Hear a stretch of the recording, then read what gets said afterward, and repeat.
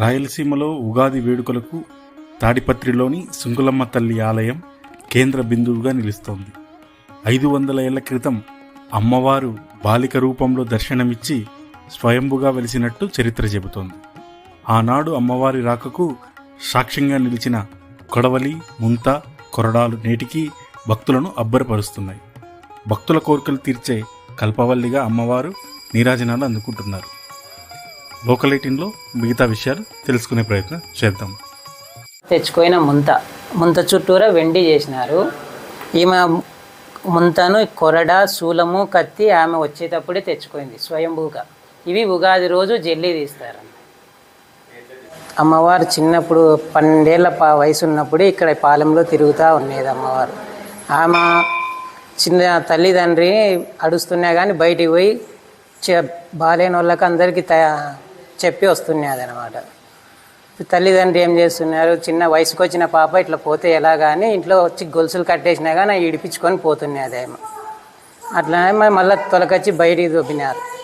బయట దొబ్బిన తర్వాత అట్లా పోతా ఉంటే చింతరాందేలం కాడ కళ్ళు పెట్టుకొని ఉన్నాడు కళ్ళాయన. ఆయన ఓసారి ఓ రాత్రికి వస్తావా అని కూడా అడిగినాడు. నేను తాగేంత కళ్ళు పోయండి వస్తాలే అని.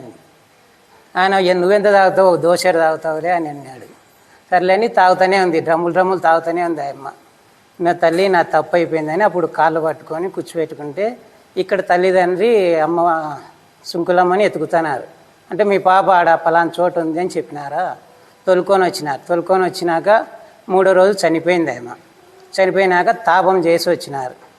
తాపం చేసి వచ్చి ఇక్కడ 3వ రోజు చేసుకుంటూ ఉంటే అక్కడ గొర్రెలోని పిలిచింది. ఏట్లోనే అమ్మవారు గొర్రెలోని ఇట్లా పిలిచి మీ పాప బతికింది, ఇట్లా ఎద్దుల బండి కట్టుకొని రమ్మని చెప్పమని. నువ్వు దయ్యానో భూతానో నేనేంటి చెప్తా అని వాడు అన్నాడు అనమాట. ఆ నెలకు ఆయన గొర్రెలు కాని రాకుండా చేసింది ఆమె. వచ్చి మళ్ళీ ఈడొచ్చి ఏడ్చుకుంటే ఇట్లా మీ పాప సుంకమ్మ అంట ఇట్లా బతికింది, ఎద్దుల బండి కట్టుకొని రమ్మని చెప్పింది అని. మా పాప చనిపోయింది ఏంది బతికినాయమంటావే, బతకుంటే నిన్ను కూడా ఆడే బుర్సి వస్తామని వీళ్ళు ఎద్దుల బండి కట్టుకొని పోయినారు. అప్పుడు ఎద్దులు బండి పోయినాక ఆమె గోరిలో నుంచి ఆ ముంత, శూలము, కత్తి, కొరడ ఆమె తెచ్చుకునేటివి. ఆమె స్వయంభుగా వచ్చి ఇక్కడ కూర్చోయింది. ఆమె కోరి ఏంటంటే ఈపున మోపున తోడై ఉంటానని ఆమె చెప్పింది అనమాట. అప్పటి నుంచి ఆమె ప్రతి ఉగాదికి జల్లి తీస్తారు.